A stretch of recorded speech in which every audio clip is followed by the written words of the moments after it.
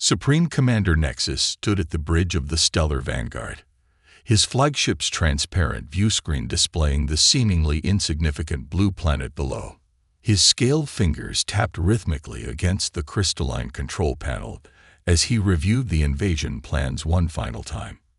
After conquering 37 worlds across the galaxy, this primitive planet called Earth would surely be his easiest victory yet.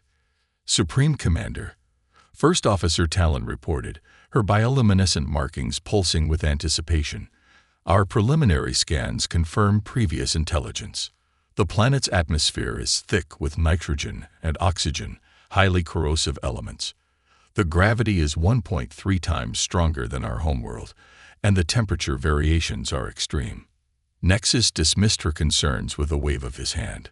These humans have no space fleet, no planetary shields, and their weapons are centuries behind ours. They're trapped on a toxic rock, surviving only because they know no better. The invasion fleet consisted of 5,000 ships, each carrying elite Centauri warriors. They had trained in simulated Earth conditions, though Nexus considered such precautions excessive. His soldiers were augmented with the finest biotechnology in the galaxy, their bodies enhanced to withstand the harshest environments. Begin the descent, Nexus commanded. Deploy the atmospheric processors. Once we neutralize their poisonous air, this planet will fall within hours. The fleet entered Earth's atmosphere in perfect formation, their shields glowing against the friction of re-entry. The first sign that something was wrong came when the outer ships began to wobble. Earth's magnetic field, far stronger than their sensors had indicated, played havoc with their navigation systems. Supreme Commander, Talon's markings flashed with alarm. The atmospheric processors are failing. The air, it's not just toxic, it's reactive. The oxygen is combining with our shield matrix, creating a cascading failure. Nexus watched in horror as his outer ships began to break apart. The supposedly primitive atmosphere was eating through their advanced shields like acid through paper. Those ships that managed to maintain their shields found themselves caught in unexpected jet streams, powerful air currents that threw them off course and slammed them into each other. Impossible, Nexus muttered, watching his invasion force disintegrate before it even reached the ground. Launch the drop pods. Get our troops on the surface. The few pods that made it through the atmospheric carnage crashed into Earth's surface, their hatches opening to deploy the Centauri warriors. But the planet had more surprises in store. The soldiers, despite their augmentations, found themselves crushed by the gravity. Their enhanced muscles, designed for efficiency in standard environments, worked against them in Earth's pull, requiring twice the energy for every movement. Supreme Commander, a ground commander reported, his voice strained. The air, it's not just corrosive, it's overwhelming. Our filters can't process it fast enough. The oxygen levels are too high. It's making us. The transmission cut off as the commander's enhanced metabolism, combined with the oxygen-rich atmosphere, caused his cellular structure to break down. One by one, the ground forces fell, their bodies unable to cope with conditions that humans had evolved to thrive in. Talon's markings had faded to a dull pulse of fear. Supreme Commander, we've lost 80% of the fleet. The survivors are retreating to orbit. Should we? No, Nexus snarled, his pride wounded more than his forces. Prepare my personal transport. I will not be defeated by a primitive world. I will show these humans the true power of the Centauri Alliance. As Nexus boarded his transport, he failed to notice the gathering storm clouds below. Earth's weather systems, more volatile and powerful than anything in the galaxy, were stirring. The planet that had shaped humanity into its most resilient species was about to demonstrate why no alien force would ever successfully invade its domain. The transport descended, its enhanced shields barely holding against the atmospheric assault. Nexus watched through the viewscreen as lightning bolts, far more powerful than any he had encountered, danced around his ship. The transport's sensors screamed warnings as the magnetic field disrupted their guidance systems. The gravity pulled them into a spiral, and the atmosphere itself seemed to fight against their presence. "This is impossible," Nexus whispered as his transport plummeted toward the surface, all systems failing. "What kind of world is this?"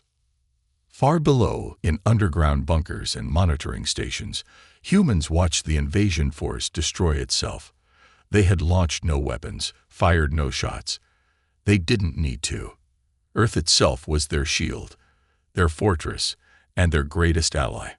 The planet that aliens considered hostile and primitive had made humanity strong, and now it was proving why they were its chosen defenders.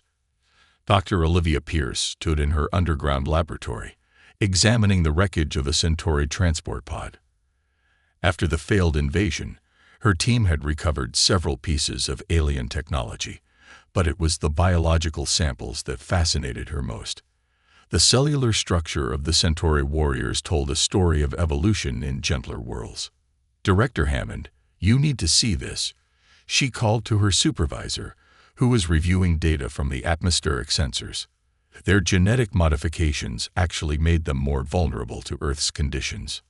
Director Jonathan Hammond, a veteran of 3 decades in xenobiology, joined her at the holographic display. The image showed the rapid deterioration of Centauri cellular structures when exposed to Earth's atmosphere. "Explain," he said, his eyes narrowing at the data streams. "Their bioengineering focused on efficiency," Olivia explained, manipulating the display to show the aliens' enhanced metabolic systems. They modified their bodies to use minimal energy, to survive with less oxygen, to function in lower gravity. But Earth demands redundancy, not efficiency. She pulled up comparative scans of human cellular structures. "Look at our cells. Multiple backup systems, seemingly wasteful energy consumption. The ability to function under varying pressures and atmospheric conditions. What they saw as primitive is actually evolutionary sophistication." The laboratory's warning system suddenly blared to life. "Environmental alert," the computer announced. "Category 5 hurricane approaching eastern seaboard. All personnel to secure stations." Olivia smiled grimly. "Perfect timing. Watch this." She activated the environmental chamber containing a preserved Centauri warrior's tissue sample. "I'm going to simulate Earth's natural weather patterns." The chamber rumbled as it recreated the atmospheric conditions of a hurricane. Wind speeds increased, pressure fluctuated wildly, and temperature swung between extremes. Within minutes, the alien tissue began to break down. "Their bodies can't handle rapid environmental changes," she explained. "They evolved on worlds with stable conditions, then enhanced themselves to be even more specialized. But Earth never lets you get too comfortable," Hammond finished, understanding dawning in his eyes. "Our planet forced us to adapt to constant change." Olivia nodded, pulling up global weather data. Hurricanes, earthquakes, volcanic eruptions, rapid temperature swings. Earth's chaos shaped us. We're not just surviving here. We're built for this chaos. It's in our DNA. A junior researcher burst into the lab, tablet in hand. "Dr. Pierce, we're detecting multiple ships entering the solar system. Different configurations than the Centauri fleet." "They're learning," Hammond muttered. "The Centauri failure has attracted attention. Others want to test our defenses." Olivia quickly transmitted her findings to the Global Defense Council. "These invaders have the same fundamental weakness," she explained over the secure channel. "They're too specialized, too advanced for their own good. Earth's variety is our strength." As if to prove her point, the approaching hurricane intensified, its winds howling above the underground facility. The aliens had dismissed Earth as a primitive death world, but they had it backward. Earth wasn't a hostile planet that humans somehow survived. It was the crucible that forged humanity's resilience. "Director," she said, watching the storm data, "I think I know how we can enhance our defensive capabilities. We don't need to fight the invaders. We just need to let Earth do what it does best." Hammond raised an eyebrow. "What are you suggesting?" "Weather control satellites. Not to calm the storms, but to direct them. To use Earth's natural defenses more effectively." She pulled up designs she'd been working on. We can't match their technology, but we don't need to. We just need to work with our planet instead of against it. As they refined the plans, more alien ships appeared on their long-range sensors. The next wave of invaders would face not just Earth's natural defenses, but a humanity that finally understood its true strength. The planet hadn't made survival difficult for humans. It had prepared them for this moment. The hurricane raged overhead, its power a reminder of the forces that shaped humanity. In her underground lab, Olivia Pierce prepared to show the galaxy why Earth's hostile environment was actually humanity's greatest gift. The invaders thought they were attacking a primitive world. They were about to discover they were attacking an entire planetary defense system, with humanity as its chosen guardians.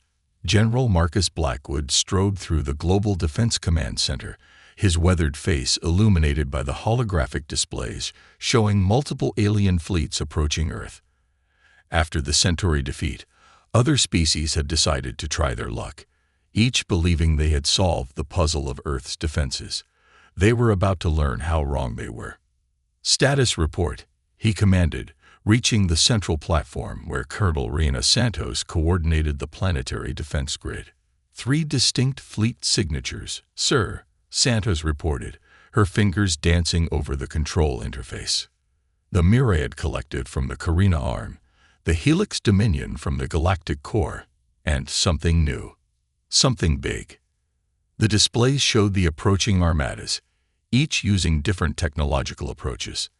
The Myriad ships were biological constructs, massive living vessels that theoretically could adapt to any environment. The Helix Dominion relied on quantum shielding, believing they could simply ignore Earth's atmospheric challenges. The Third Fleet, still unnamed, seemed to be using some form of reality warping technology. "Dr. Pierce's weather control satellites are online," Santos continued. "All 19 are functioning at optimal capacity, waiting for your command." Blackwood studied the tactical display, noting the natural weather patterns already forming. Earth, as always, seemed eager to defend itself. Let them enter the atmosphere. Let's show them why humanity never needed to build planetary shields. The Myriad fleet was the first to attempt landing. Their living ships, engineered to adapt to any environment, began to morph as they entered the atmosphere. But Earth's conditions changed faster than they could adapt. Hurricane force winds battered them from multiple directions, while temperature fluctuations caused their biological structures to expand and contract violently. "Fascinating." Dr. Pierce's voice came over the comm system from her laboratory. "Their adaptive capabilities are actually working against them. They're burning through energy trying to keep up with Earth's changes." The biological ships began to dissolve, their very attempts to adapt causing them to lose structural integrity. Those that survived the initial entry found themselves caught in massive storm systems, guided by the weather control satellites to maximize their destructive potential. The Helix Dominion, watching the Myriad's failure, activated their quantum shields. Their ships penetrated the atmosphere encased in bubbles of altered spacetime, theoretically isolated from Earth's conditions, but they had made a crucial mistake. "Their shields are holding," Santos reported, "but they've trapped themselves. They can't affect anything outside their quantum bubbles, which means they can't land." Blackwood finished with a grim smile. "They've turned their ships into perfectly isolated prisons." The Dominion fleet hung in the air, unable to make contact with the ground without dropping their shields, but unable to survive without them. One by one, they retreated, their supposedly perfect defense proving to be their perfect cage. The Third Fleet, however, presented a new challenge. Their reality warping technology began to alter the very nature of Earth's atmosphere around their ships, creating corridors of alien physics that they could safely traverse. "General," Santos warned, "they're actually succeeding in changing Earth's conditions. If they can maintain these corridors." Blackwood raised his hand. "Wait for it. Earth doesn't like having its rules rewritten." As if on cue, the planet's magnetic field intensified. The reality warping corridors began to fluctuate as Earth's natural electromagnetic forces reasserted themselves. The aliens had not accounted for the complex interactions between their artificial physics and Earth's natural systems. Their corridors are collapsing, Dr. Pierce reported excitedly. The energy required to maintain them in Earth's magnetic field is exponentially higher than they calculated. And now, the reality warping ships found themselves trapped between zones of conflicting physics. Some were torn apart as natural law reasserted itself, while others barely managed to escape back to the safety of space. 3 invasion attempts, 3 different approaches, Blackwood mused, watching the aliens retreat, and Earth defeated them all without us firing a single shot. Colonel Santos nodded, but her expression remained concerned. They'll be back, sir, with new strategies, new technologies. Let them come, Blackwood replied, watching the weather patterns return to their natural state. Earth has been preparing us for this fight since the first humans looked up at the stars. We're not just its inhabitants, we're its immune system. As the command center staff continued monitoring the retreating aliens, Blackwood reflected on humanity's unique position. Other species saw Earth as a challenge to be overcome, an obstacle to be conquered. They never understood that Earth's harsh conditions weren't a bug in the system. They were the feature that made humanity the ultimate planetary defense force. Supreme Commander Nexus had spent months studying his defeat, his pride wounded but his determination stronger than ever. The Stellar Vanguard, now rebuilt with revolutionary adaptations, orbited just beyond Earth's magnetic field. This time, he had come prepared. The humans think their planet protects them. He addressed his command staff, his scaled skin reflecting the starlight. But we have decoded Earth's defenses. Our new biomechanical suits can withstand the atmospheric pressure. Our ships now carry gravity compensators. Victory will be ours. First Officer Talon, who had survived their previous attempt, wasn't so confident. Supreme Commander, the other fleets, failed because they tried to fight Earth's nature. Nexus interrupted. We will succeed because we have learned to nullify it. In the Global Defense Command Center, Dr. Olivia Pierce worked alongside General Blackwood and Colonel Santos, monitoring the new Centauri approach. The weather control satellites were ready, but Nexus's new technology was concerning. Their suits are actually working, Olivia observed, watching the first wave of drop pods breach the atmosphere. They've created a perfect environmental bubble around each soldier. Blackwood smiled. Perfect isn't always better, Doctor. Colonel Santos, initiate Protocol Gaia. Across Earth's surface, hidden generators activated, strengthening the planet's magnetic field. The weather control satellites shifted position, creating a complex dance of atmospheric pressures. But instead of attacking the invaders directly, they began influencing Earth's natural systems in subtle ways. Nexus watched in triumph as his forces landed successfully. The environmental bubbles held, allowing his warriors to move freely in Earth's gravity.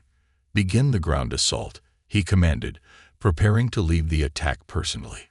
Show these humans the futility of. He stopped mid-sentence. Something was wrong. The environmental bubbles, designed to keep Earth's atmosphere out, were doing their job too well. As the planet's magnetic field intensified, the bubbles began to interact with each other, creating interference patterns. Supreme Commander, a ground commander reported, panic in his voice. The bubbles are becoming unstable. They're resonating with each other. Dr. Pierce watched the data streams with fascination. The bubbles are acting like sound waves in a closed room. They're creating standing waves, amplifying each other's effects. The more perfect their isolation, the more destructive the resonance. Across the battlefield, environmental bubbles began to collapse, not from external pressure, but from their own perfection. The very technology designed to protect the invaders was being turned against them by Earth's fundamental forces. Nexus, refusing to accept defeat, launched himself toward the surface in his command pod. I will not be denied. This primitive world can it. The pod's descent was interrupted by something unexpected, a rainstorm. Not just any storm, but a precisely engineered downpour created by the weather control satellites. The water droplets, energized by the enhanced magnetic field, began to interact with the pod's shield harmonics. Their shields are electromagnetic in nature, Olivia explained to Blackwood. And water, especially energized water in a magnetic field, is really good at finding ways through electromagnetic barriers. Blackwood finished, watching as Nexus's pod began to short-circuit. The Supreme Commander fought with his controls as Earth's enhanced natural forces overwhelmed his technology. His pod, like his invasion force, had been defeated not by weapons, but by the fundamental properties of the planet itself. As the Centauri forces retreated in chaos, Nexus finally understood. Earth wasn't just a planet that humans had learned to survive on. It was a complex system that had shaped humanity into its perfect defenders. Every storm, every earthquake, every harsh condition had been preparation for this role. In the aftermath, as Earth's weather patterns returned to normal, Dr. Pierce addressed the Global Defense Council. The aliens keep making the same mistake. They see our planet as something to overcome, to conquer. They don't understand that Earth's harshness isn't a bug. It's a feature. We don't just live here. We're part of Earth's immune system.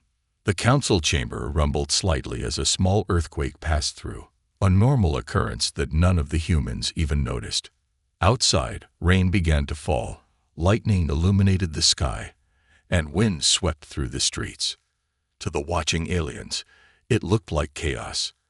To humanity, it was just another day on the planet that had forged them into the galaxy's most resilient species. General Blackwood, standing at the chamber window, watched the storm with pride. "Let them come," he said quietly. "Earth will be ready, and so will we." In deep space, Supreme Commander Nexus nursed his wounded pride aboard his retreating flagship. He sent a final message to the Centauri High Command. Earth is not to be underestimated.